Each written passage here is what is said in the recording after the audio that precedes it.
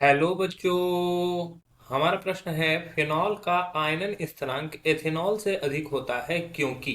चार ऑप्शन है। Phenoxide ion ethoxide से भारी होता है। फेनॉक्साइड आयन एथॉक्साइड से शक्तिशाली क्षार होता है।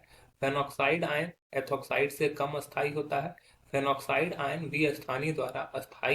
विस्थानीकरण द्वारा अस्थायी बनाया जाता है। तो ये फिनॉल क्या है पहले ये समझना होगा, आयनन स्थिरांक क्या है ये समझना होगा, और एथेनॉल क्या है ये समझना होगा। ठीक है, तो मुख्य अवधारणा में अगर हम लोग को समझना है तो सबसे पहले हम लोग को समझना होगा आयनन स्थिरांक, कि आयनन स्थिरांक किसे बोलते हैं। तो आयनन स्थिरांक को जो है ना के से डिनोट किया जाता है। ठीक है, और ये किस पर आश्रित होता है। तो आयनन आयनन स्थिरांक जो होता है एक स्थिरांक है जो कि आयनों और अणुओं के बीच संतुलन पर निर्भर करता है। ठीक है, आयनों और अणुओं के बीच आयनों और अणुओं के बीच संतुलन पर निर्भर करेगा।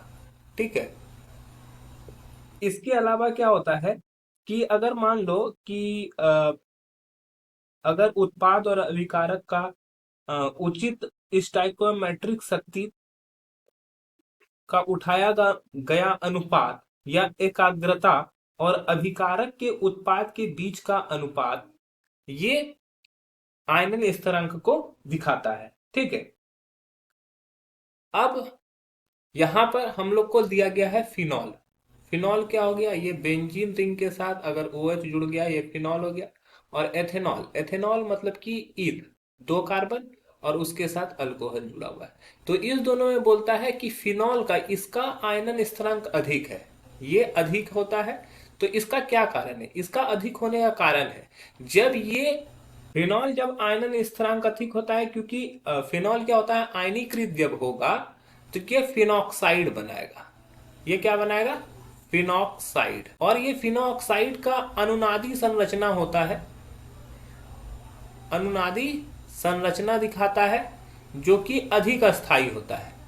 ठीक है, ये क्या होता है, अधिक अस्थाई होता है।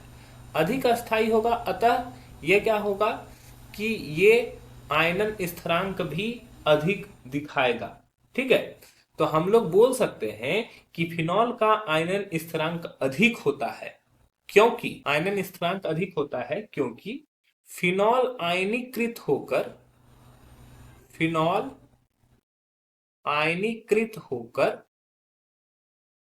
फेनॉक्साइड बनाता है जो अनुनादी संरचना देता है, जो अनुनादी संरचना देता है और अस्थाई हो अस्थाई हो जाता है। ठीक है, तो हमारा पहला ऑप्शन क्या है, फिनॉक्साइड आयन एथॉक्साइड से भारी होता है। तो फिनॉक्साइड एथॉक्साइड जो बनेगा उससे भारी होगा, ये उम्मीदता गलत है।